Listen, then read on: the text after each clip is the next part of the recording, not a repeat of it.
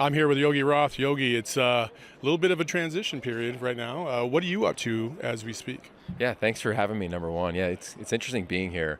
I was thinking about, like, last time I was in the stadium and it was Oregon versus Utah in the Pac-12 title. But again, it's a kickoff to the season. It's exciting to be here and be around these teams. For me, just launched my new podcast, Y Option. So check it out at yoption.com. And it's going to be college football through the lens of the West Coast. So we'll be able to talk about all these teams that we've gotten to know and really the country, but with a perspective from the West Coast, which I think has kind of always lacked. And then on Saturdays, I'll be doing games every weekend. I'll be working in the Big Ten, so I'm looking forward to that. Traveling the country, going to places that I kind of grew up going to. And now I get to do a little bit of that on the Saturdays, and then of course talk about these teams during the week. Well, let's talk about some of the best teams in the West Coast, and really the only one, in my opinion, that's the best is the Arizona Wildcats. Your thoughts on what they've done in this offseason and the transition between Jedd Fisch and then obviously Brent Brennan, and what you're looking forward to this season? Yeah, well, it's obvious what Jedd did in terms of a dramatic rebuild when he got there. The program was so down to be in a place now where you could argue they could have or should be the favorite to win this league. I know they weren't in the media poll, but they got all the capability to do that. I think now with Brent Brennan, I've known Brent for 15 years now. I think he's as good at building culture as anybody I've been around. And you go back to even when he won the Mountain West at San Jose State, he spent his entire offseason and the offseason since talking to other coaches like Phil Jackson, Pete Carroll, like guys that have had sustained success. So he's ready for this. I'm a big fan of the staff. Clearly they have the talent there. Majority of the players chose to stay and be a part of the thing that they helped rebuild. So I'm excited. I'm bullish on them. It's a challenging schedule, but I wouldn't be shocked if at the end of the season they're making a real move to win the Big 12 or be in the title game and then the CFP and beyond. Obviously, you're familiar with the West Coast. You understand how difficult it is to build a top-level program at San Jose State. Can you elaborate just a little bit on the amount of growth that program had under Brent Brennan and him coming over here and how that's only a good thing? Yeah, I think a lot of times when you evaluate coaches at that level who are up for other jobs, you just immediately go to their record.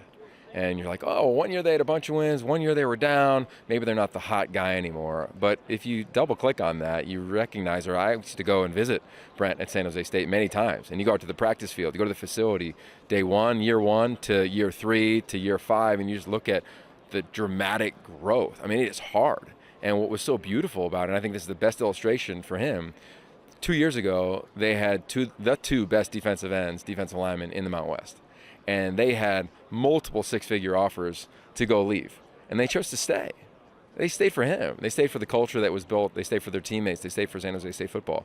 Like, think about that sentence. As an edge rusher, like a premier player in the reality of today's college football, they chose to not bolt and stay there. And that just speaks to him. And you look at how players have transferred in when he was there and thrived, or came out of high school and thrived, or identified and developed and thrived. I mean, he's all about the players.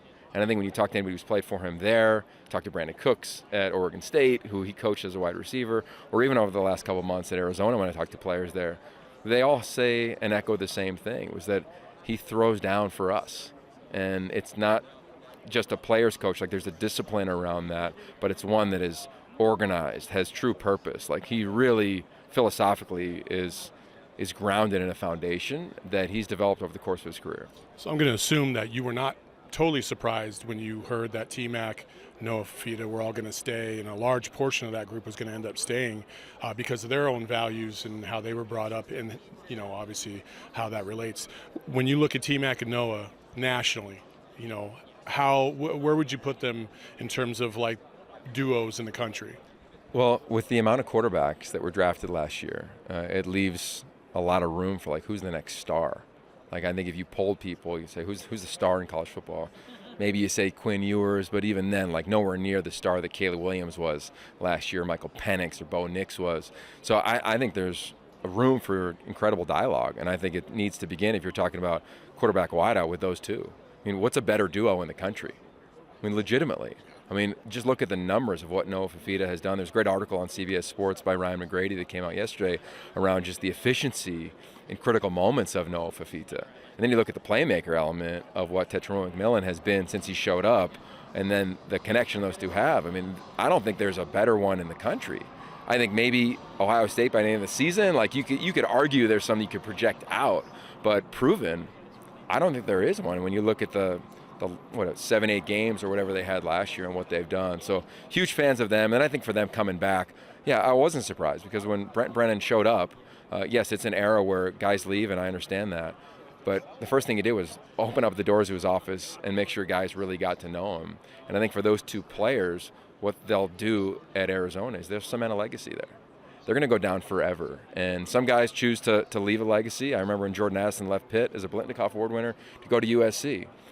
What's his legacy to either school? You could debate that it's not as large as it could have been if he stayed. I think these two guys, and you look at Big Jonah, and you can kind of go up and down the list. You reference Jacob Manu. I mean, those 4 players have done something very special, among some others that chose to stay. For sure. Well, Yogi, we really appreciate your time. Good luck with the podcast. I know we'll be supporting it. Friend of the program, Yogi Roth. Appreciate you. Anytime.